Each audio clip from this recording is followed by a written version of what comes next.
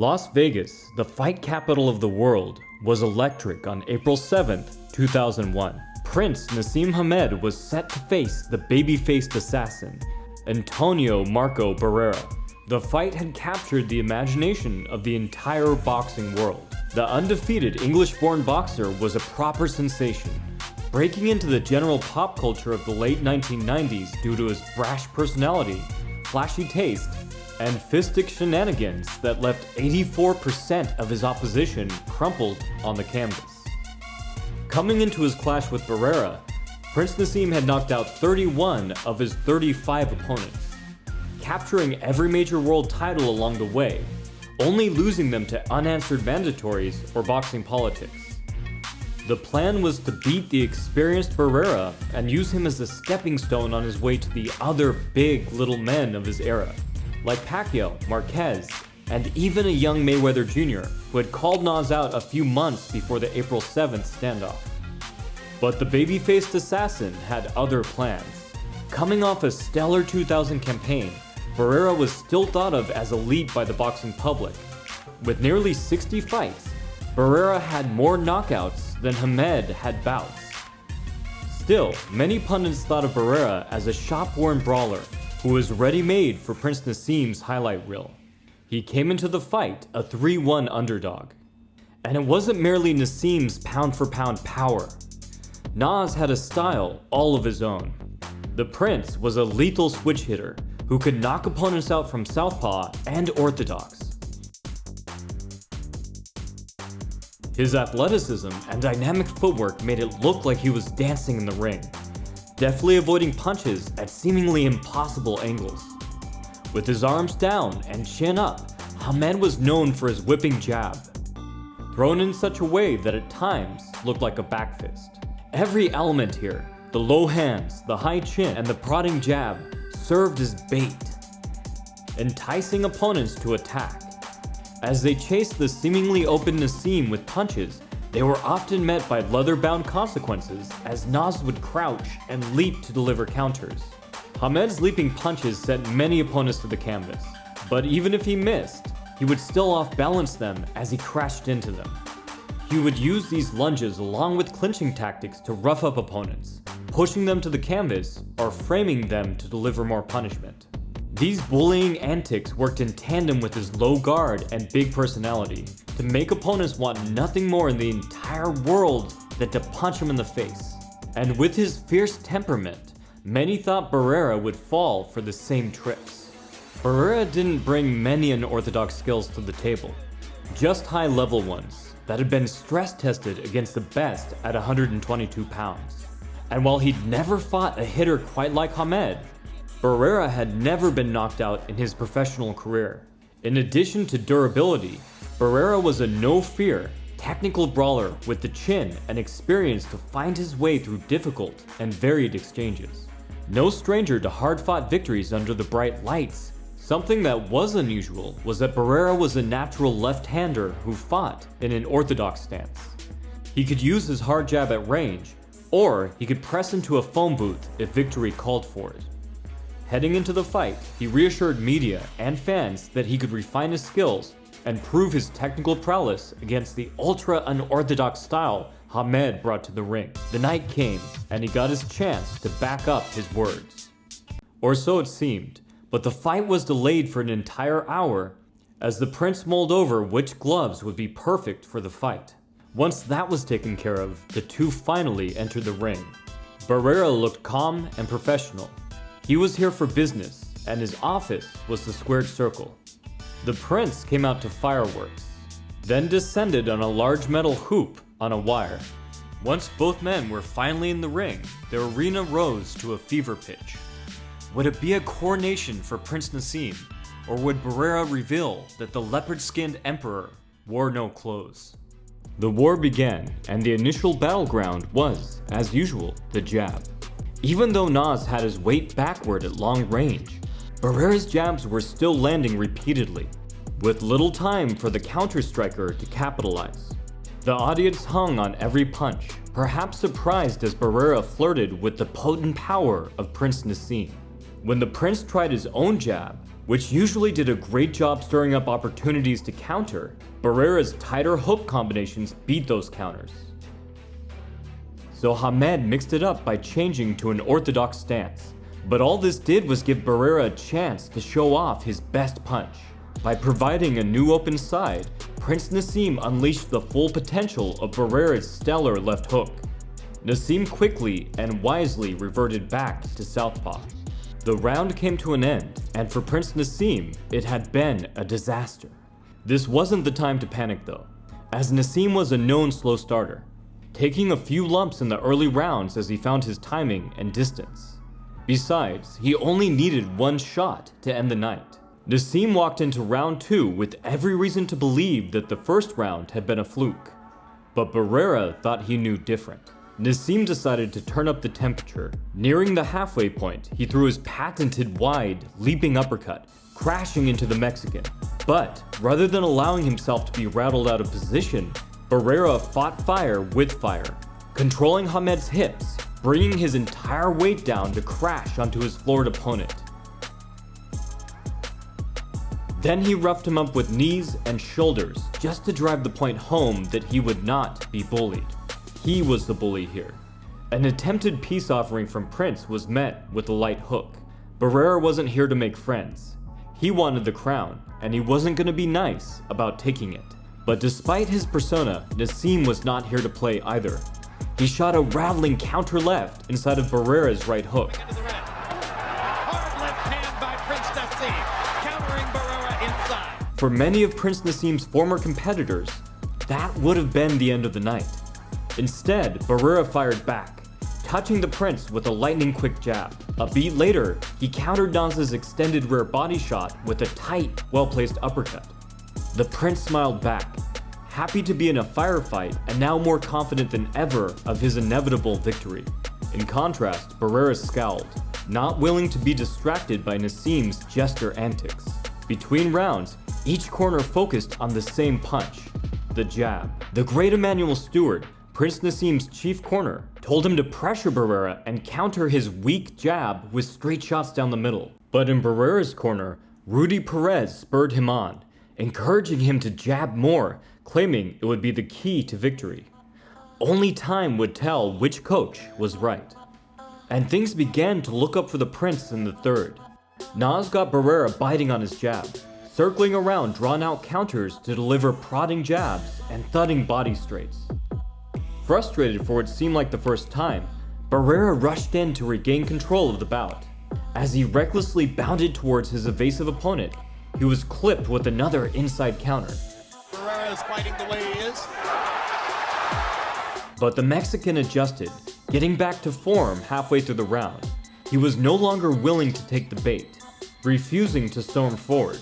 Instead, he decided to let Naseem, a natural counterpuncher, try and take the lead. The prince didn't seem to mind at first, as he fearlessly leapt towards Barrera with bout-ending intentions.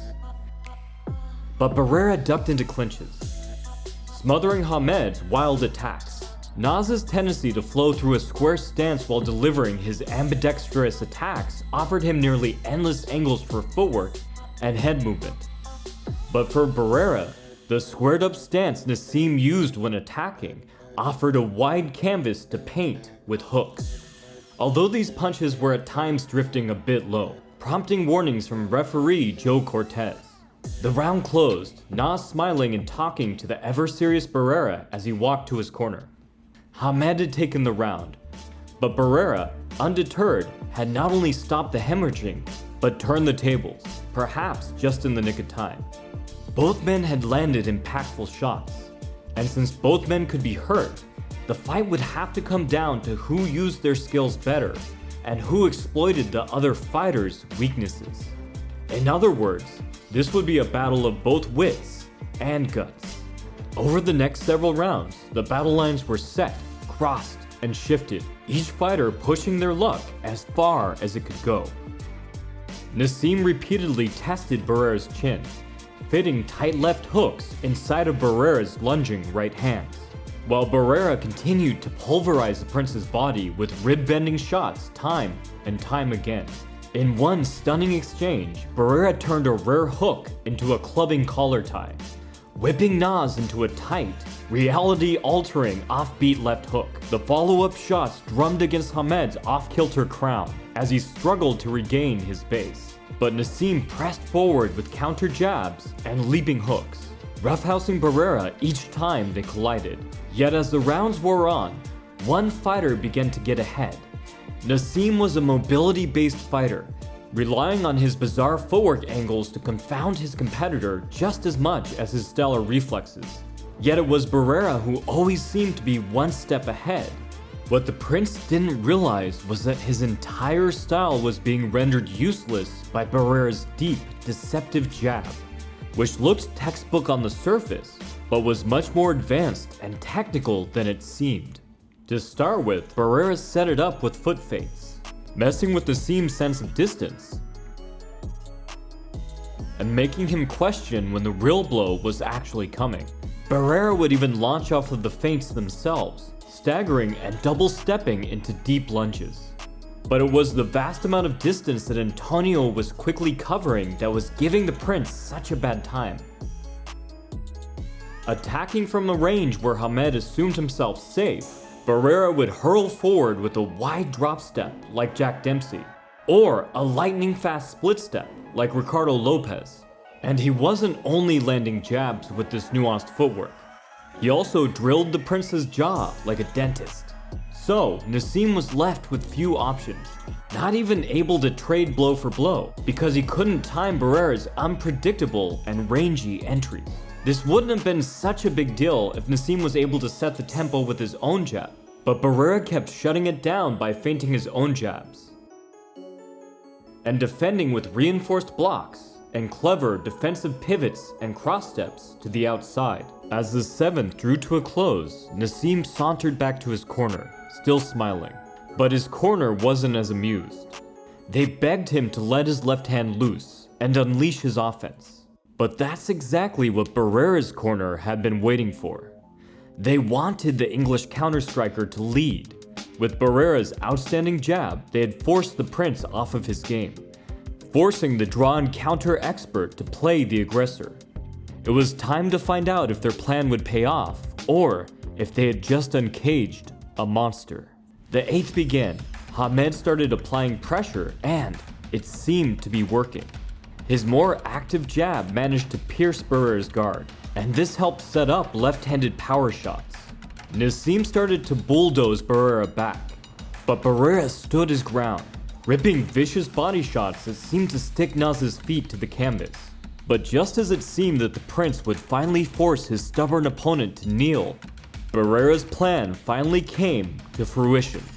As Hamed threw himself into a massive left hand, Barrera moved into it, slipping aside to land a crisp counter right.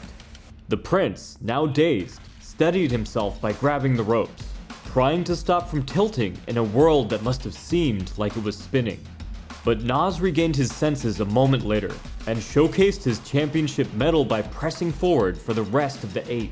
But despite his heart and determination, the tone had now been set. Over the next several rounds, Antonio Barrera put on a total masterclass in boxing. When Hamed tried to safely exit exchanges with head movement or tricky footwork, Barrera stayed upright and balanced to calmly track him, stepping diagonally to cut off any paths of escape. And when the Prince tried to circle to create new angles and play with distance, Barrera blocked his way with long-range body shots. In round 10, Hamed took Stewart's advice and started firing off longer combinations, hoping that one of the sequences may finally catch and topple his elusive adversary. Once again, the new strategy initially proved successful, but Barrera wasn't afraid of a brawl. He welcomed it. He started returning the volleys, raining down torrents of leather. And the Mexican veteran only got more aggressive in the 11th, charging forward like a raging bull. But Naseem was done playing the role of the matador. He was willing to stand his ground and try to return every shot he took. He repeatedly marched back into mid-range, regardless of how the prior exchange had gone.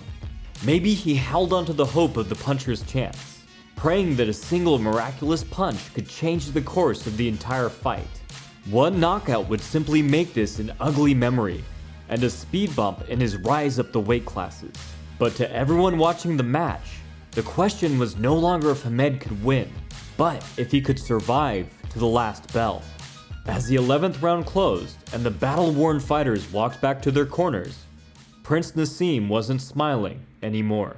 And once more in the 12th, Hamed fought his heart out, but the baby-faced assassin was always a step ahead.